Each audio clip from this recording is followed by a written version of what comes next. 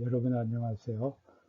그동안 잘 지내셨습니까? 오늘은 지난주에서 피어슨의 낙스 2의 두 번째 시간을 갖도록 하겠습니다. 낙스 생애를 통해 본 스코틀랜드 종교개혁에 대한 피어슨의 설명 가운데 여덟 번째로 메리 여왕 귀국 이후 낙스의 종교개혁 전개에 대해서 말씀을 드립니다. 1560년 12월 5일 메리 여왕의 남편이자 프랑스 왕인 프랑스와 2세가 갑자기 죽게 됩니다. 그래야 개신교 귀족들이 스코틀랜드 개신교 귀족들이 메리 여왕에게 스코틀랜드에 돌아와 직접 다스려 달라는 요청을 하게 됐습니다. 그녀는 18살의 나이에 과부가 되어 1561년 8월 19일 스코틀랜드에 돌아옵니다. 낙스는 여왕의 피 안에 있는 교황의 독이 분쟁을 새롭게 일으키리라고 우려했고 그의 근심은 정확하게 맞았습니다. 여왕이 돌아온 후 우의 금지에도 아랑곳하지 않고 주일 미사가 홀리루드 왕궁 채플에서 열렸습니다. 여왕은 스코틀랜드를 개신교 국가로 인정하지만 개인적으로 왕궁에서 가톨릭 미사에 참여하겠다는 입장을 밝혔습니다. 개신교 귀족들은 여왕의 이러한 입장을 수용했습니다. 이러한 때 낙스는 에든버러에서 개혁교회 예배를 할 수 있는 유일한 곳인 세인트 자이스 교회에서 모여든 수천 명에게 설교했습니다. 여기서 낙스는 수천 명의 적이 스코틀랜드에 상륙하여 공격에 오는 것보다 한 여인이 궁전에서 행하는 미사가 더 무섭다고 했습니다. 피어서는 메리 여왕이 그녀의 궤병과 권위로 복종시키거나 그녀의 정중함과 신뢰로 그를 매혹하여 침묵시키려고 6차례에 걸쳐 낙스를 여왕 앞에 소환했다고 기록하였는데 그 내용과 날짜를 구체적으로 밝히지는 않았습니다. 제가 그래서 그 날짜를 또 내용을 여기에서 밝혀드립니다. 낙스가 처음 소환될 때는 1561년 9월 4일입니다. 낙스는 이때의 대화를 상세히 기록에 남겼습니다. 낙스는 대화 중 여왕을 2번 눈물을 흘리게 하여 오히려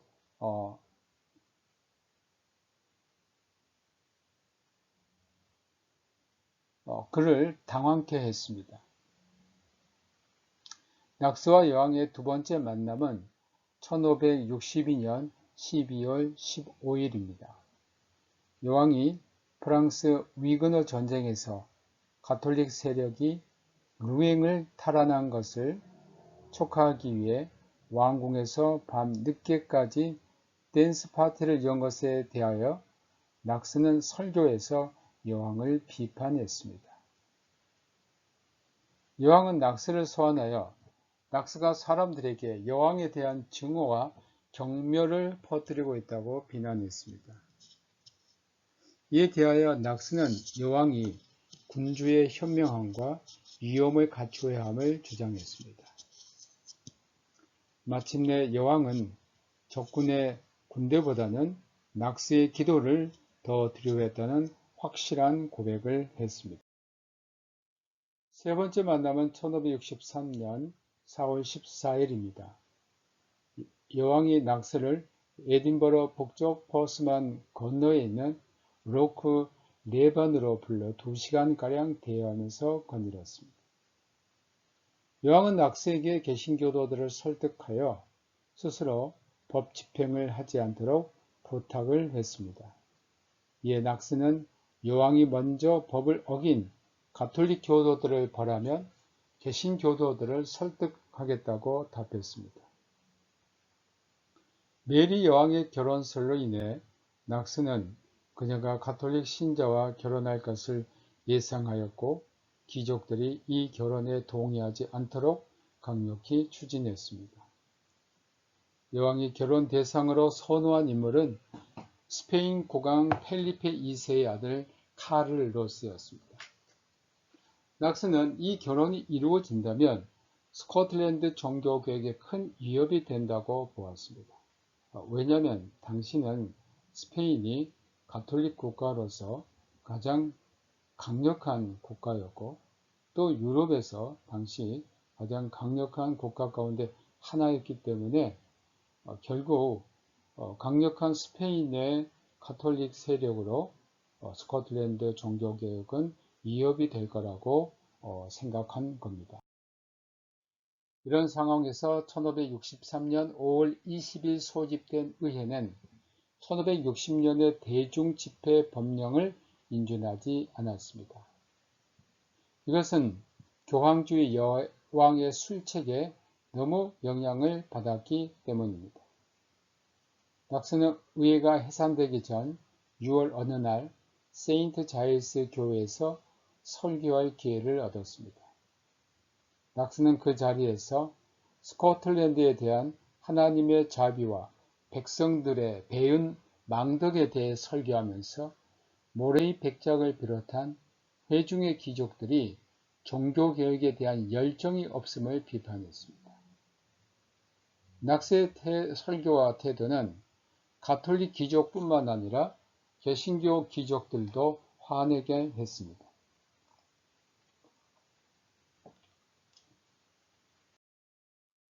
메리 여왕은 자신의 결혼 문제를 공공연히 반대한 낙스를 가만두지 않고 궁으로 소환했습니다.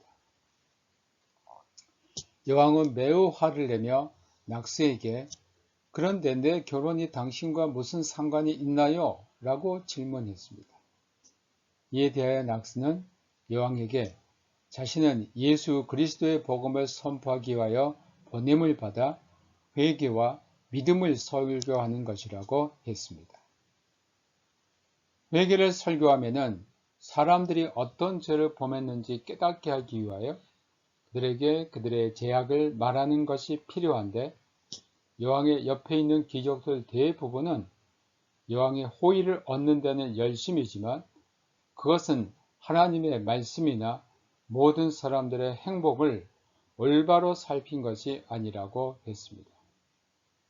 그러므로 자기가 그들의 임무를 알도록 외쳐야 한다고 여왕에게 답했습니다. 낙스는 만일 귀족들이 불신 남편과 여왕의 결혼을 찬성했다면 그들은 그리스도를 부인하고 그분의 진리를 자신들에게서 몰아낸 것이며 결국 이 나라의 자유를 팔아 넘기고 결국 여왕을 해칠 것이라고 담대하게 대답했습니다. 낙스의 이 말을 들은 여왕은 분노의 눈물을 흘리며 소리내어 울었습니다. 화가 난 여왕은 추미론에서 낙스에 대한 처분이 결정될 때까지 기다리라고 명령했습니다. 그러나 추미론은 결정을 미루었고 낙스는 귀가했습니다.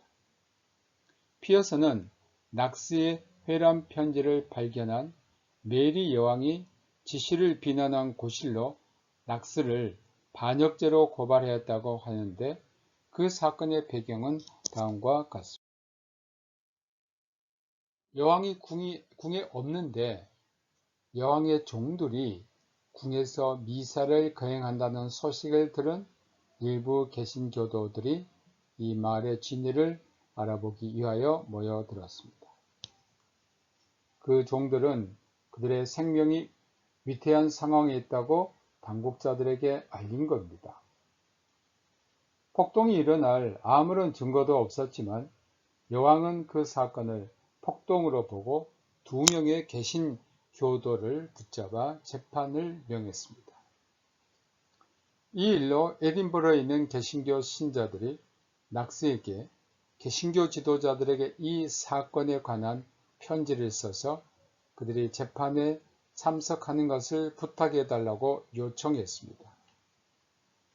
그 편지 한 통이 여왕에게 전달되었고 그녀는 이 편지를 추미론에 보냈습니다.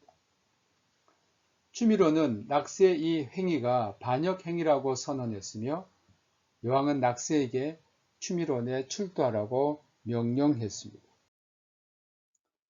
이 사건은 재판으로 번져 1563년 12월 중순 어느 날 낙스는 여왕과 추미론에 불려갔습니다. 여왕은 낙스를 법정에서 보자 크게 웃으면서 말했습니다. 그는 나를 울게 했지만 그 자신은 결코 눈물을 흘리지 않았다. 내가 만일 지금 그를 눈물을 흘리게 할 수 있다면 나는 그것을 보고야 말 것이다. 이렇게 복수의 말을 한 겁니다. 여왕은 자신의 면전에서 낙스가 유죄 판결을 받도록 시도하였지만 귀족들은 그를 무죄로 선고했습니다.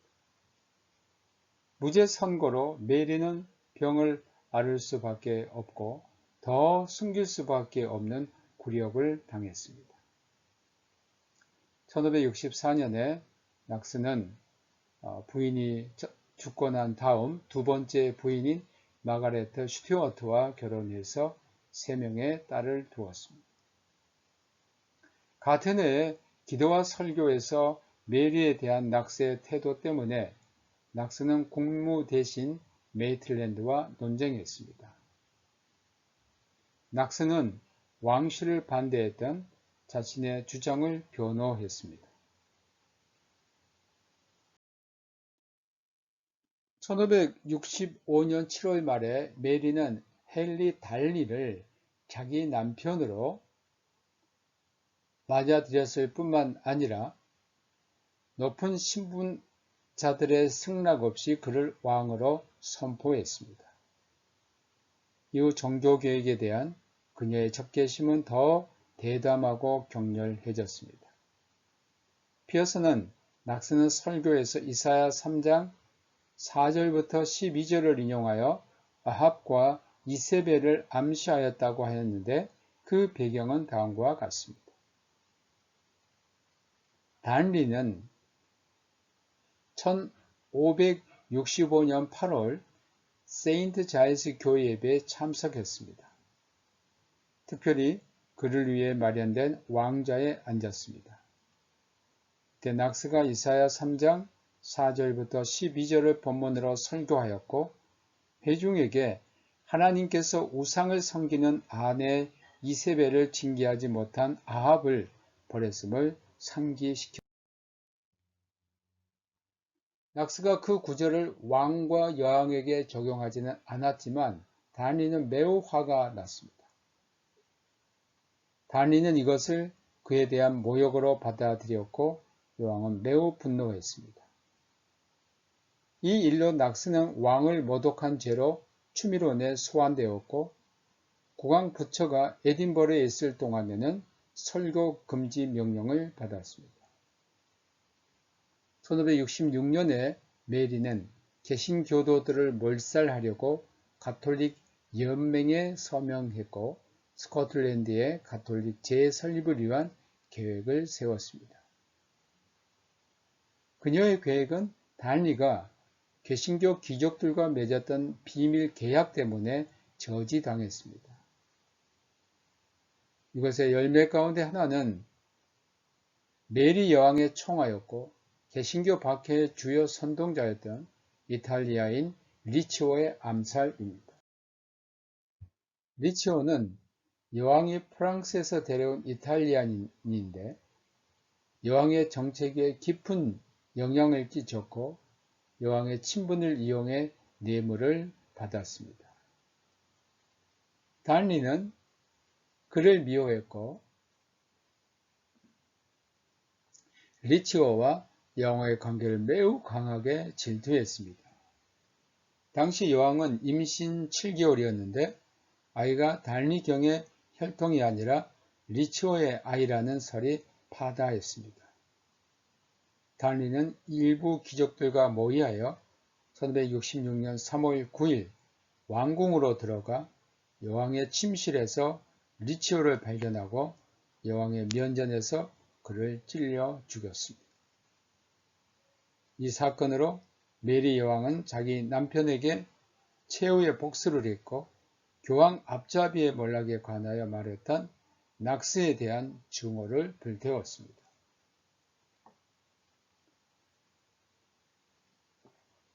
낙서는 이 암살 사건에 내밀히 관여하거나 찬성하지도 않았습니다. 그러나 낙서는 이 사건으로 에딘버러를 떠나지 않을 수 없었고 개신교도 세력이 강한 서해안의 에어셔에 가서 설교와 집필로 1566년을 보냈습니다. 피어서는 낙스가 잉글랜드에 있었다고 했는데 그 이유는 두 아들을 만나기 위해 1567년 초에 잉글랜드에 간 것입니다. 낙스가 잉글랜드에 있었을 때 메리의 남편인 달리가 암살되었습니다. 피어서는 낙스가 개신교도들에게 보낸 해람 편지는 달리의 암살 방법을 유발시키고 준비하게 했다고 소술하였는데 그 편지 내용은 언급하지 않았습니다. 피어서는 메리 여왕과 여왕의 새로운 파트너인 가톨릭 백작인 보스웰이 달리 암살에 협력했다고 봅니다. 여왕은 리치오를 살해한 남편인 달리를 미워했습니다. 달리는 천연들을 앓다가 회복되어 에딘버러로 돌아오는 길에 커크 오필드에 머물고 있었습니다. 여왕이 남편을 방문하고 난 뒤 폭발이 일어나 달리는 죽었는데 보스웰은 달리의 죽음으로 가장 큰 혜택을 입었습니다. 1567년 4월 12일에 보스웰은 추미론에 소환되었고 추미론은 그에게 무죄를 선고했습니다. 4월 19일에는 여왕이 보스웰과 결혼을 선언했습니다. 여왕은 이 결혼에 대해 많은 반대를 받았고 보스웰은 여왕이 혹시 마음을 바꿀지도 모른다고 두려워했습니다. 4월 24일 보스웰은 린리스고 궁전에서 에딘버러로 이동하는 여왕을 자신의 본거지인 던바로 납치하여 속히 결혼식을 올리고 동시에 왕권을 넘기라고 협박했습니다. 5월 15일 보스의 백작은 오크니 공작으로 승직되었고 15일에는 두 사람이 결혼했습니다. 6월에는 여왕과 보스웰을 지지하는 파와 반대파로 갈라지게 되어 내전이 일어났습니다. 여왕을 반대하는 개신교도 세력이 1567년 6월 15일 전투에서 승리하자 보스웰은 도주하고 메리 여왕은 레반호수 중앙의 작은 섬에 있는 감옥에 투옥됩니다. 여왕이 투옥된 후 스코틀랜드 장로교 총회가 에딘버러에 소집되었습니다. 6월 25일 모인 총회에 귀족들이 불참하였는데 7월 21일에는 추미론 의원들을 포함한 귀족들이 참석하여 여왕의 폐위와 어린 아들 제임스의 왕위 계승 그리고 망명 중인 모레이 백작의 섭정 주기를 귀족들에게 제안했습니다. 이 제안에 따라 귀족들은 1567년 7월 24일 메리 여왕 폐위를 선포했습니다.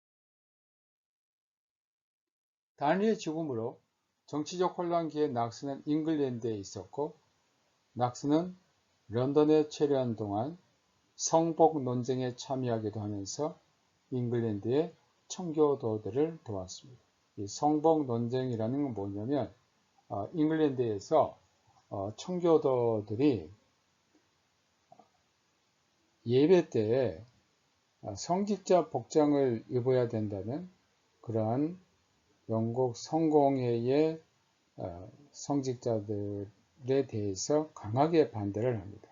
그들은 이러한 성직자 복장을 예배 시간에 입는 것은 가톨릭의 잔재라고 보았고 이러한 잔재를 다 소멸시켜야 된다고 주장을 했습니다. 낙스는 1567년 7월 17일 에딘버러로 돌아왔습니다. 귀국 후 낙스는 세인트 자일스 교회 목사직을 다시 맡았고 다시 스코틀랜드 종교개혁과 전국의 중심에 서게 됩니다.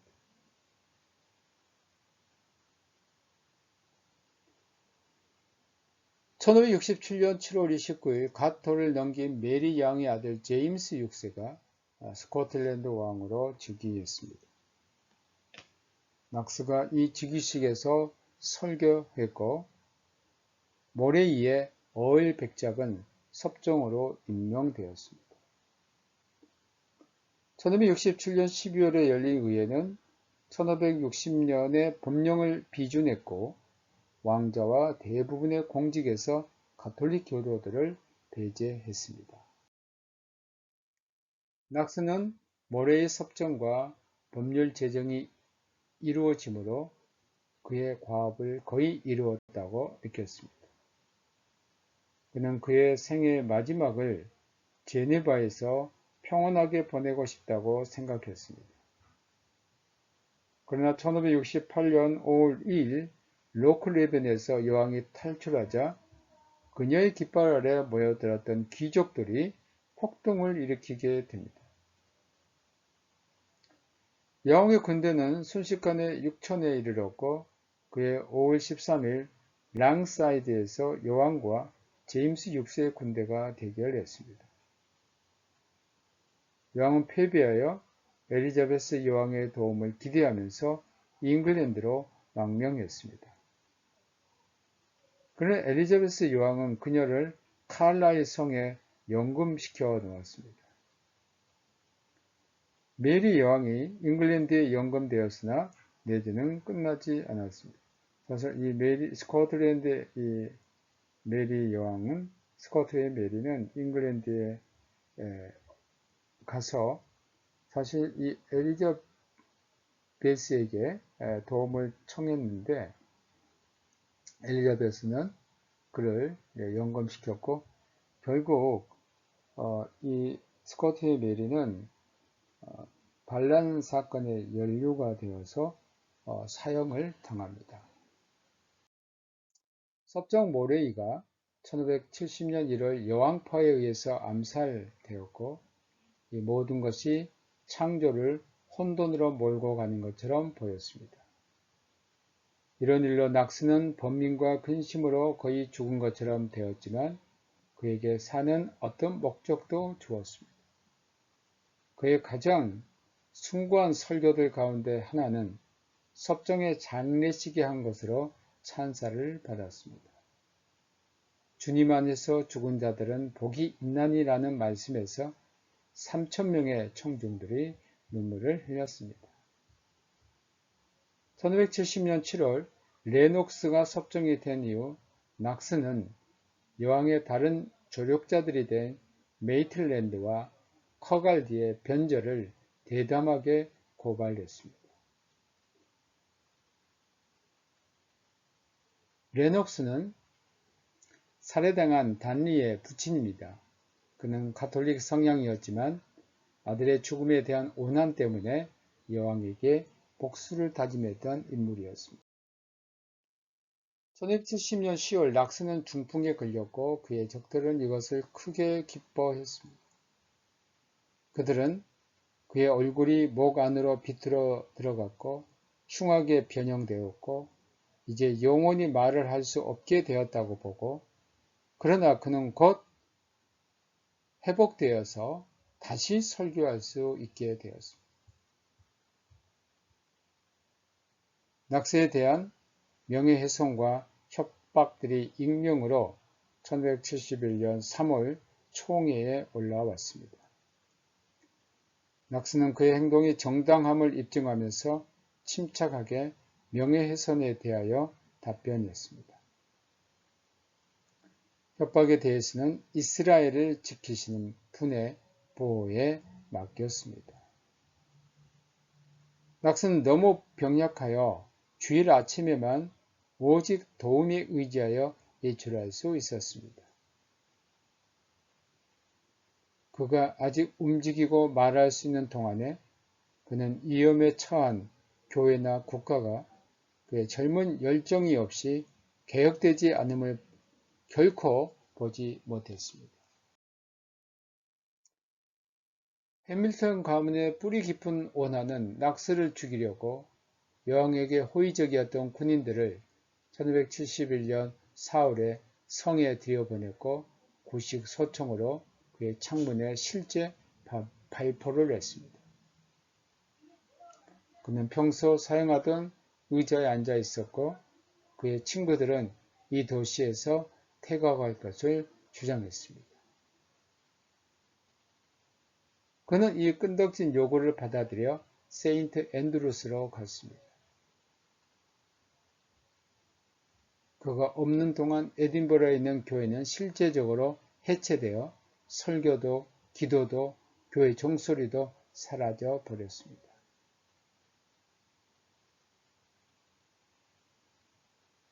그의 적들은 레이트 시민을 폭행하고 수족을 결단하면서 그들의 증오를 보여주었습니다. 이를 얼마나 잔인하게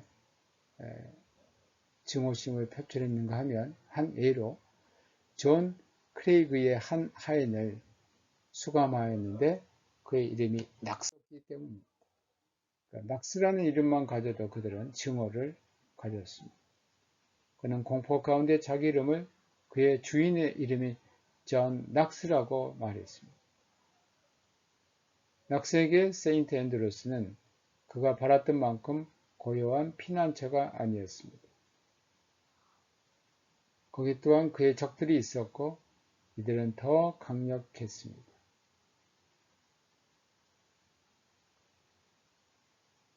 그가 왕과 섭정의 최근 살인자들에 대하여 침묵하지 않았기 때문입니다. 해밀턴은 달리 암살자를 도왔다고 낙스를 고소했습니다. 그러나 낙스가 그를 담대하게 대항하자 그는 비방에 대한 모든 책임과 관계가 없다고 했습니다. 그는 또한 형편이 좋은 교구 감독을 고수했습니다. 그가 일정한 분교구에서 일시적인 감독권에 대한 감독의 임명을 승인했기 때문입니다. 레녹스가 1572년 4월 죽은 다음 마르의 섭정 동안 낙스는 내전이 여왕파의 최종 패배로 끝난 1572년 여름에 에딘버러로 다시 돌아왔습니다. 여왕의 군대가 철수한 다음 그는 다시 설교단에 섰습니다. 그러나 그의 목소리는 약해져서 그 집의 절반을 채우지 못했고 낭랑한 울림으로 퍼졌습니다. 낙스는 프랑스의 칼빈파 이구노 교도들에 대한 1572년 8월 24일 성 바돌롬의 축일의 대학살의 소식을 그의 9월 첫날 에딘버러에서 접하게 됩니다. 꼴리니에서 소녀, 부인, 유아, 백발의 노인 등을 일주일 만에 7만 명이나 학살한 샤를 9세의 야만적 행위는 만일 메리의 법률 고문들이 스코틀랜드를 다스렸다면 스코틀랜드의 종교개혁 신앙을 덮쳤을 무서운 재앙으로 여겼습니다. 낙스에 대하여 침묵하지 않고 삼손처럼 설교단에서 의로운 분노의 천둥 번개를 왕의 살인자들을 향해 쳤습니다. 그리고 신의 복수가 그와 그의 집을 결코 떠나지 않을 것이라고 예언했습니다. 예언은 무섭게도 맞았습니다. 그가 죽었을 때 양심의 가책에 두려운 고통에 에워싸여 2년이 지나지 않아 상속인이 없이 샤를 9세는 곤자에서 물러났고 이름은 영원한 혐오로 남았습니다. 낙스는 1172년 11월 9일 세인트 자일스 교회를 사임했고 제임스 로선이 후임으로 취임했습니다. 낙스는 취임식에서 설교하였으며 이것이 그의 마지막 공적인 설교가 되었습니다. 이때부터 그가 세상을 떠난 11월 24일 월요일까지는 점점 기력이 없어졌지만 그의 마음의 창공은 구름 없이 맑았습니다. 그 자신의 지시로 그의 아내 또는 비서가 매일 이사야 53장과 요한복음 17장 그리고 에베소서의 한 부분을 그에게 읽어주었습니다. 죽기 일주일 전 그는 그의 교인들과 마지막 면담을 했고 이것은 그들에게 눈물을 흘리게 하는 감동을 주었습니다. 이틀 후에 그는 세인트 자일스 교회 묘지에 안장되었습니다. 장례 행렬은 모든 귀족과 국민들의 대군집으로 이루어졌습니다. 신분의 차별 없이 모든 사람, 부자나 가난한 사람, 모든 신분에 있는 사람이 그에게 기꺼이 경의를 표했습니다. 그리고 그의 묘에는 다음과 같은 글이 새겨져 있습니다. 하나님은 그들 가운데서 그를 하나님의 교회의 최초의 경작자와 물 뿌리는 자의 장으로 삼으셨다.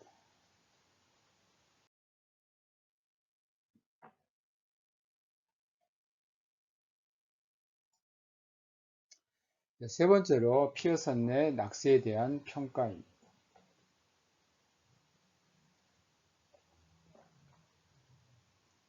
피어슨 낙스 300주년 기념의 제3장 낙스의 성격에서 낙스의 인간적인 면을 제4장 설교자여 종교개혁가에서는 낙스를 설교자와 종교개혁가의 면에서 서술했습니다.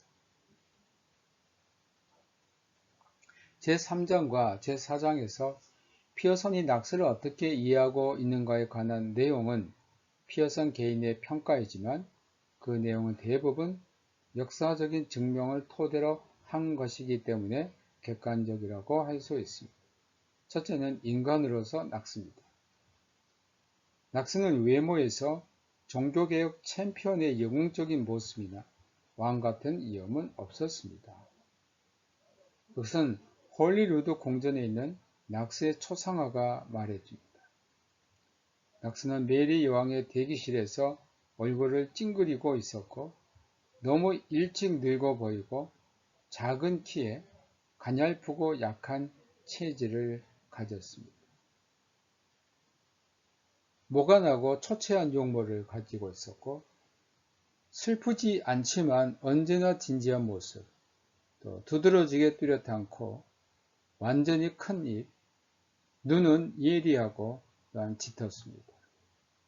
머리는 길고 백발이었고 백발의 턱수염은 그의 몸통까지 내려왔습니다.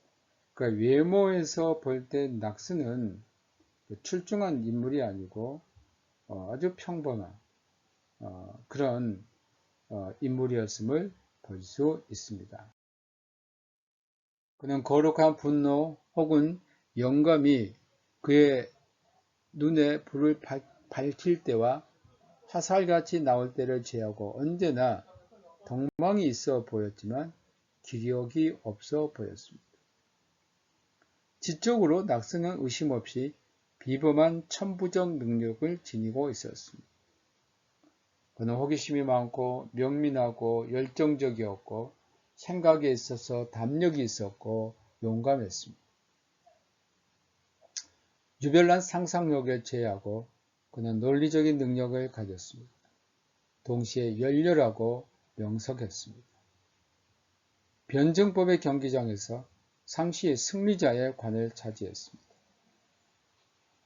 그는 일찍이 언어 구사 능력을 가졌고 그의 감정을 명확하고 힘이 있고 생기 있게 표현했습니다. 그는 예술의 많은 분야와 수사학의 우아함 그리고 논리학에서 대가였습니다.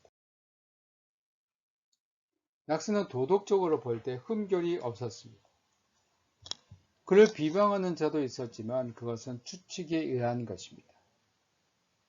교황주의자들은 그를 스코틀랜드에서 가톨릭 전복의 주요 인물로 보고 그를 이단이라고 판정했습니다. 배교자, 광신자, 혁명가일 뿐만 아니라 그가 독신주의를 포기한 것은 간통과 거짓 맹세에 서약한 것이며 괴물 같은 방탕화의 출현이라고 왜곡을 했습니다. 또 대주교 해밀턴은 교황제도 관점에서 근거 없는 거짓말을 만들어냈습니다. 그가 꾸민 것으로, 즉 해밀턴이 꾸민 것으로 낙스가 스스로 왕의 요구자였고 위선자, 마술자, 반역자라고 자백했다는 것입니다. 후에 이것은 양심의 가책을 받은 사람들이 본의가 아닌 거짓이었음을 자백하여 거짓으로 드러났습니다. 해밀턴은 헤롯처럼 하나님의 매를 맞아 죽었습니다. 던다스는 낙스를 간통죄로 고소했습니다. 그러나 의와 대처했던 그녀는 낙스를 고소했다는 것을 부인했습니다. 로버트 해밀턴은 낙스가 달리의 살인에 가담했다고 고소했습니다. 그러나 낙스에게 와서 하소연하면서 그 일에 관계가 없다고 말했습니다. 낙스를 반대하는 사람들은 동시대 사람들 속에서 한결같이 유지하였던 흠이 없는 낙스의 명성을 결코 헐뜯지 못했습니다. 또한 낙스의 영성은 탁월했습니다. 그의 영성에서 그의 겸손이 나왔습니다. 그에게 외람된 권위주의나 그의 형제들보다 우월하다는 모습을 찾아볼 수 없었고, 또한 그는 영성에서 나온 용감함이 있었습니다. 그 용감은 동물적인 힘에서 온 용맹이나 동물적인 정신의 대담성에서 온 것이 아니라 하나님을 신뢰하는 데서 온 용감성입니다. 여기에서 그의 모토 하나님과 함께하는 한 사람이 다수이다. One with God is a majority가 나왔습니다. 피에서는 낙스의 특징을 다니엘서에 나온 느부갓네살 왕의 꿈에 비교하여 설명했습니다.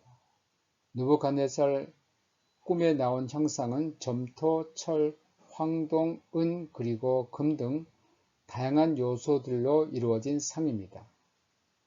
낙스의 본성에는 점토와 같은 것들이 있었고 육체적으로는 연약하고 힘이 없었으나 이것이 단단한 철과 섞여서 불변하고 참을성이 강한 불굴의 의지가 되었습니다. 황동은 대담함과 확신을 주기에 충분한 낙스의 특징입니다.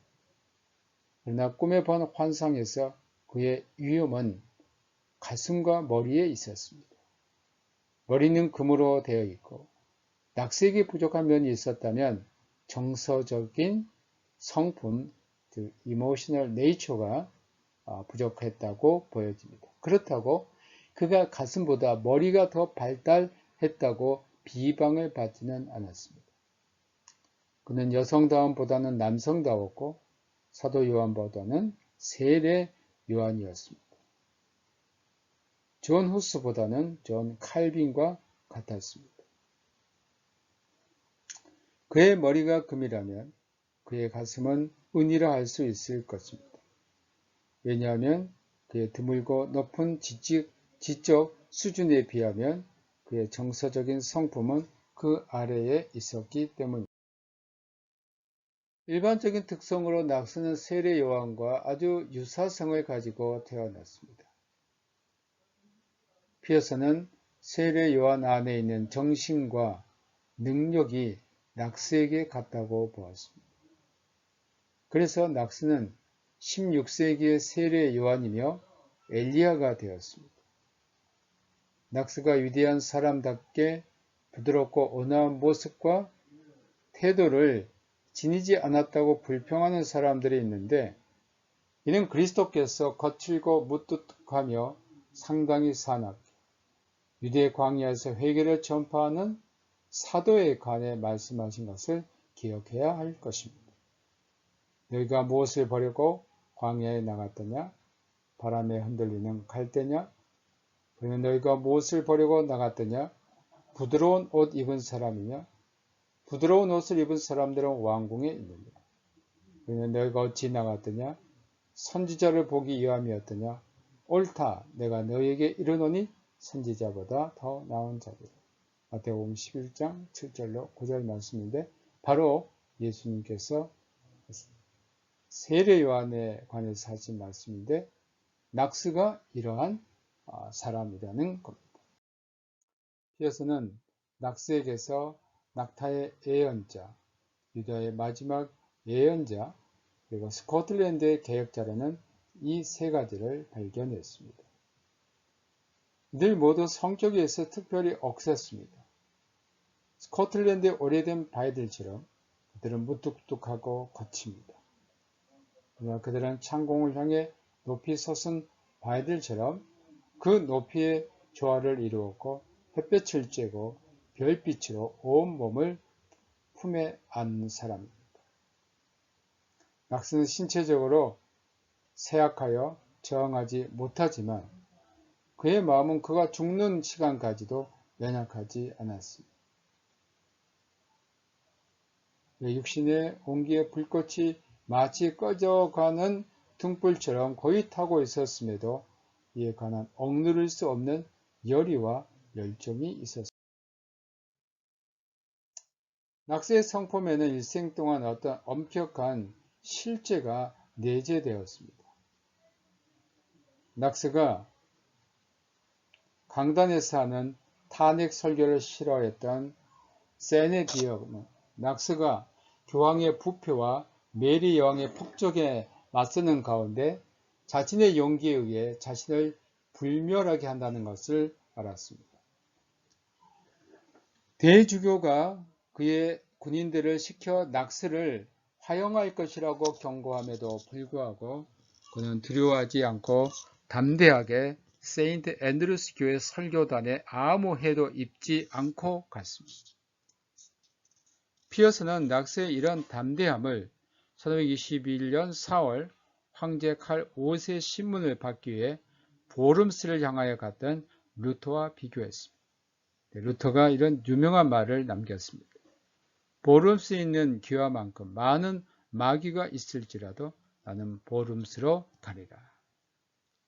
이러한 낙스의 성격은 그의 묘비에 섭정 모로톤이 남긴 송동문보다 더 정확한 표현은 없을 겁니다. 사람의 얼굴을 결코 두려워하지 않았던 사람이 여기 잠들다. 두 번째는 설교자로서 낙스입니다. 피어서는 낙스에 가장 어울리는 것이 설교자라고 보았습니다. 그는 설교단에서 거인이었고, 피어서는 낙스가 설교단에서 어떤 모습을 하였는지 다음과 같이 말합니다. 그는 설교 본문을 읽는 것에서부터 갖가지 생각을 정리하였다. 그는 흥분하지 않았고 웅변적으로 말하면서 상상력을 확장하지도 않았다. 대신 그는 설교에 대한 이해력에 호소하였다. 그의 톤은 고요하고 부드러웠다. 그러나 그가 영혼에 대한 열정으로 불탔을 때 하나님의 메시지를 전하는 천사처럼 똑바로 섰고 그의 음성은 장엄해지고 그의 몸짓은 명확했다. 피어서는 설교자로서 낙스를 세례 요한에 비유했습니다. 세례 요한이 내가 한 사람의 소리다라고 했는데 낙스 역시 소리, voice였습니다. 그의 소리에는 펜이나 사람으로 하는 것보다는 탁월함과 힘이 있었습니다. 그의 설교는 부드러운 음성을 가진 사람의 사랑스러운 노래 정도가 아니라 확실한 목적을 가지고 모루 위에서 칼과 창을 두드리는 망치의 온형 같았습니다.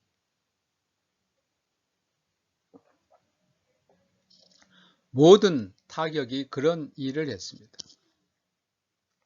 그의 소리는 확신과 결의를 불어넣었을 뿐 아니라 행동을 하게 했습니다.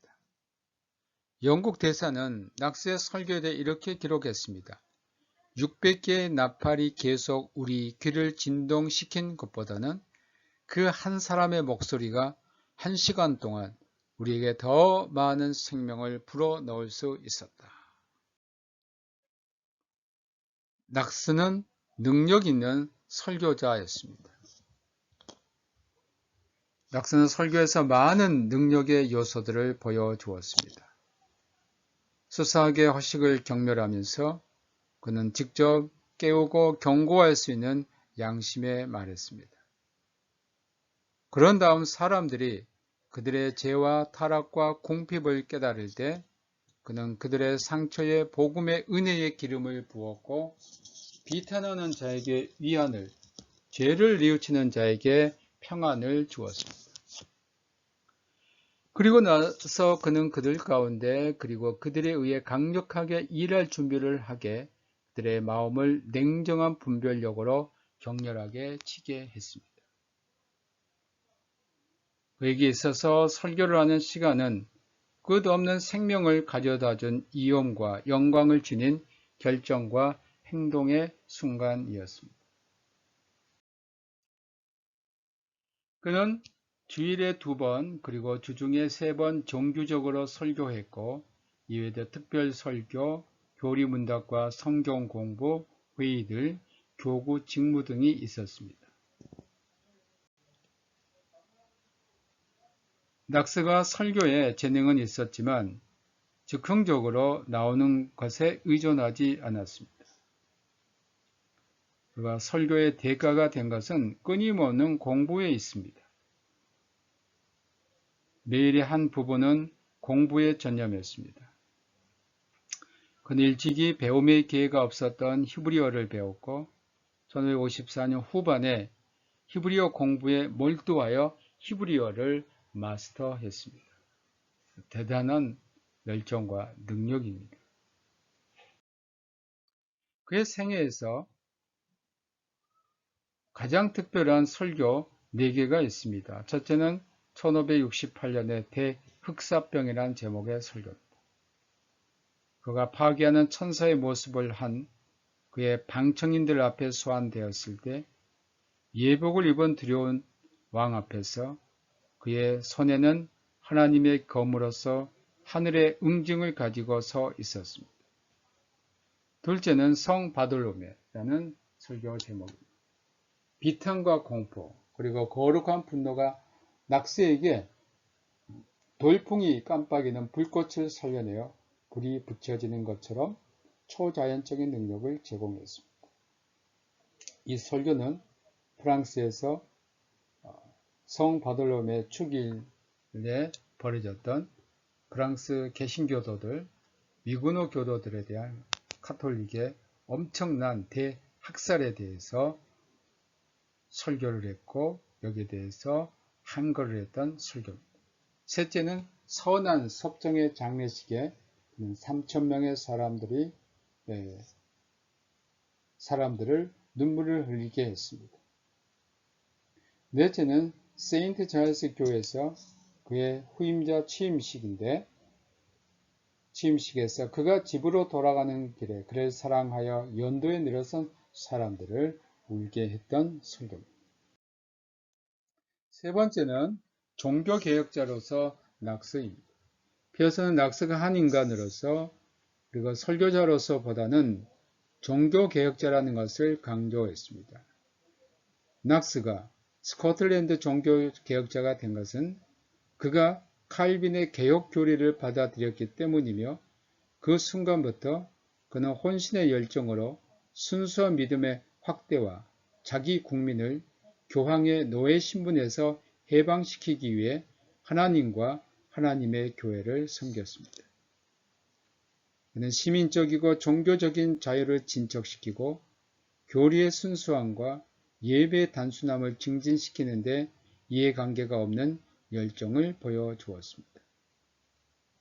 1560년 스코틀랜드의 프로테스탄티즘의 법에 의해 세워졌을 때에 그의 사역은 결코 끝난 것은 아니었습니다.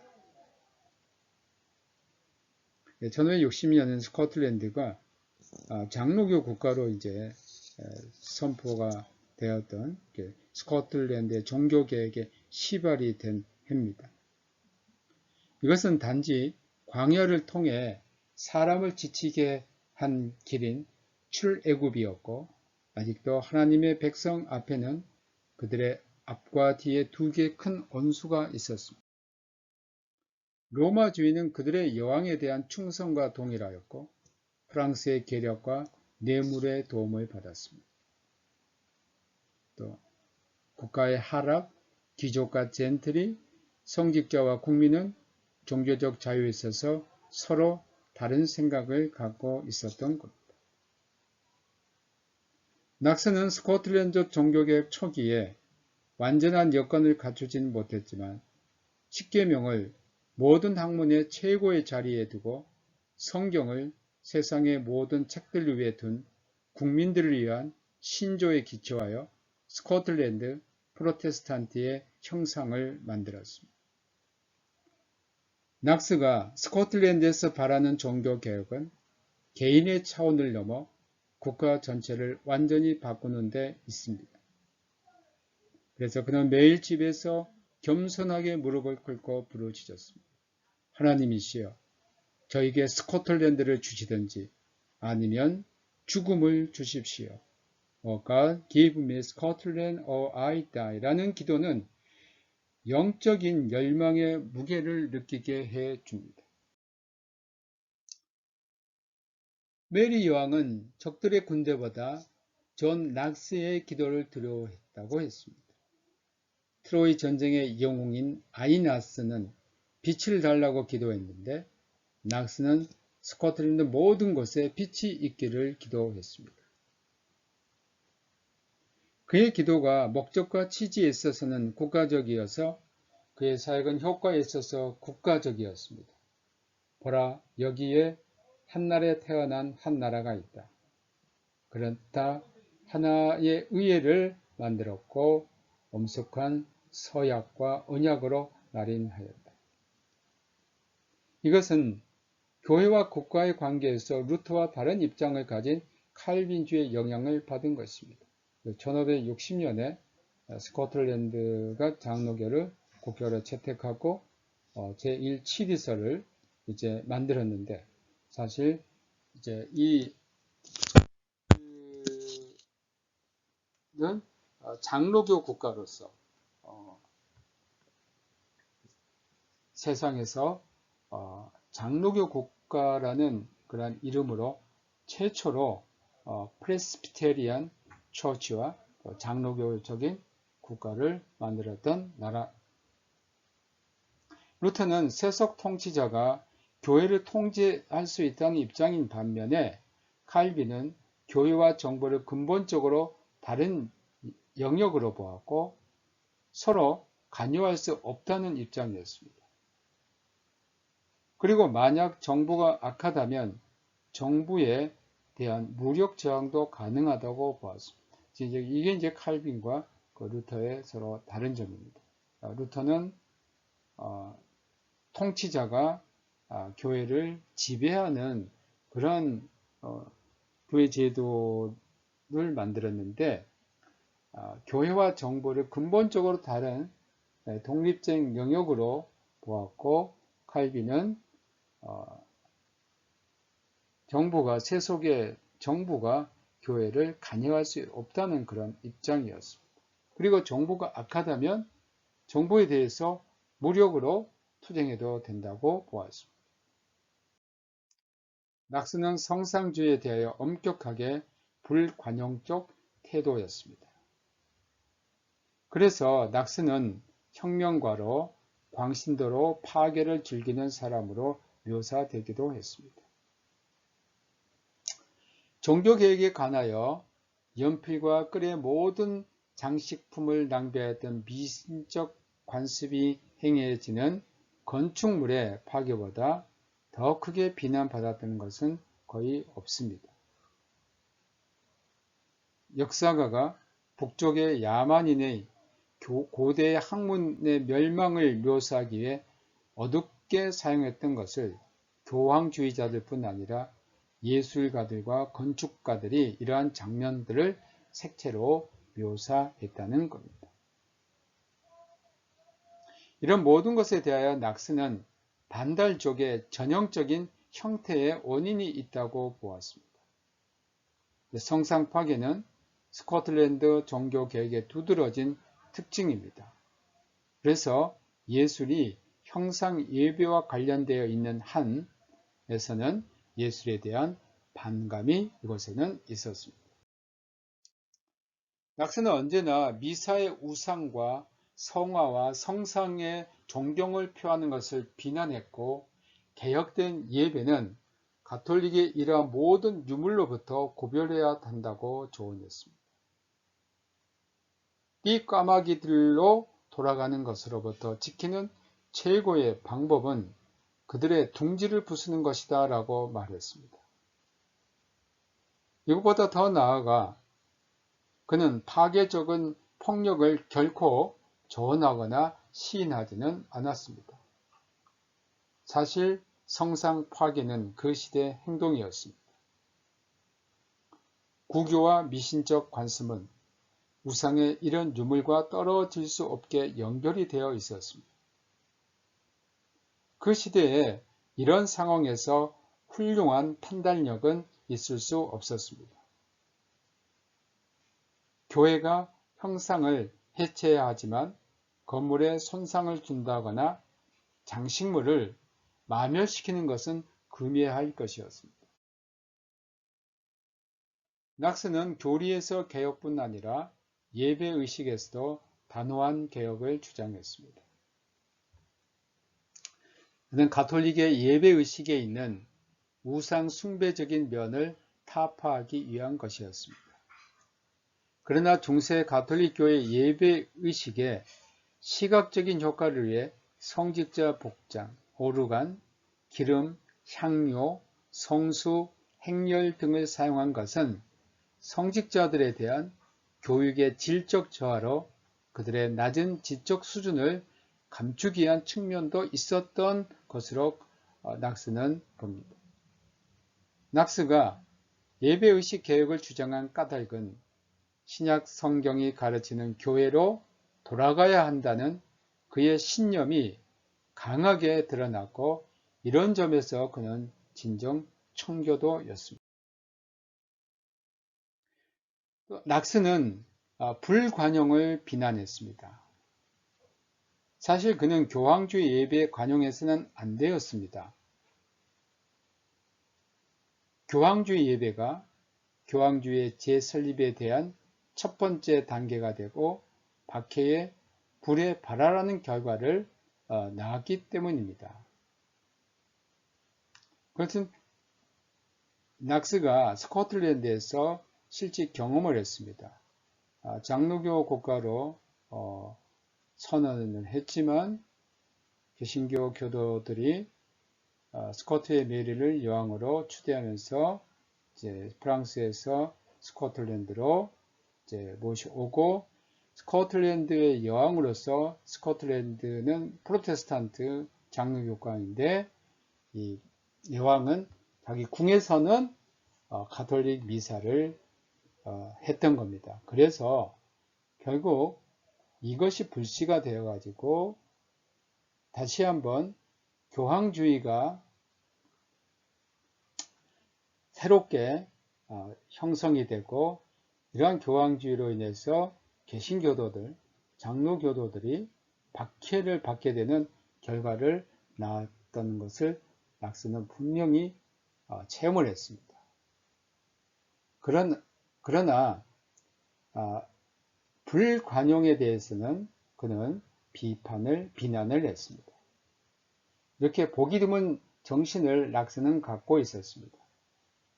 낙스와 그의 뒤를 잇는 종교개혁자들은 종교적인 신념에 있어서 자기들과 다른 사람들을 증오하여 박해하거나 몰살하지 않았고 개인의 양심을 제한하려고 하지는 않았습니다.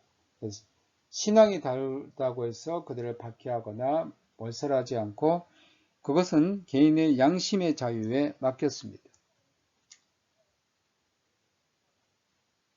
티탄으로 된 대형 쇠망치를 사용하는 대장장이처럼 특별한 열정을 가진 낙스는 미사의 불쾌한 교리를 거칠고 머질고 잘 조준된 대상으로 다루었습니다. 그는 어떤 사람의 피도 원하지 않았습니다. 그러나 진리가 결탄코 승리한다는 것으로 따르는 사람들에게 감동을 주었습니다. 피어선이 이제 낙스에 대한 이러한 글을 쓴 것에 대해서 정리를 해 보겠습니다. 낙스는 인간적인 면에서 볼 때 지적인 탁월한 능력, 도덕적 청결을 지녔고 세례 요한과 같은 사람입니다. 그는 설교자로서 강단의 거인이었고 사람의 심령을 움직일 수 있는 설교자였습니다. 그가 이런 설교자가 될 수 있었던 것은 물론 그의 기도에 영성이 있었지만 또 한편으로는 끊임없는 공부, 연구에서 나온 것입니다. 종교개혁자로서 낙스는 국가적인 차원에서 종교개혁을 이룬 사람입니다. 그는 스코틀랜드를 종교개혁 국가로 만들려는 비전이 있었기에 하나님께 오 하나님 저에게 스코틀랜드를 주세요라고 기도했던 겁니다. 낙스의 종교개혁은 열악하고 도저히 깨뜨릴 수 없는 반대 세력이 상존한 가운데 한 개인이 불굴의 정신을 가지고 한 국가를 어떻게 종교개혁 국가로 이끌었나를 실제로 보여줍니다. 물론 낙스를 도와 종교개혁을 이끌었던 많은 사람들이 있었지만 한 지도자의 역할과 행동이 얼마나 중요한 것인가를 깊이 깨닫게 해준 역사적인 사건입니다. 피어서는 낙스를 독자들에게 소개하므로 반종교개혁적인 국가와 사회에서 교회와 그리스도인들이 어떤 태도와 행동을 보여줘야 하는지를 나타내 주었다고 봅니다. 그것은 개혁 신앙의 고수와 그 신앙을 유지할 수 있는 영성, 바로 기도에 있다고 본 것입니다. 네, 여러분 수고 많이 하셨습니다. 이제 다음 시간으로 우리가 종강을 하겠는데 다음 시간에는 피어선의 그 선교에 대한 말씀을 드리도록 하겠습니다. 그리고 시험은 중간 고사 이후 범위가 되겠습니다. 방법은 중간고사 마찬가지로 비대면 그리고 논술형으로 시험을 치르도록 하겠습니다. 여러분이 잘 준비하셔서 좋은 열매를 거두시길 바랍니다. 코로나 확산이 지금 끝나지 않는 가운데 계속 진행되고 있는데 여러분 건강하게 잘 지내시기를 기도합니다. 안녕히 계십시오.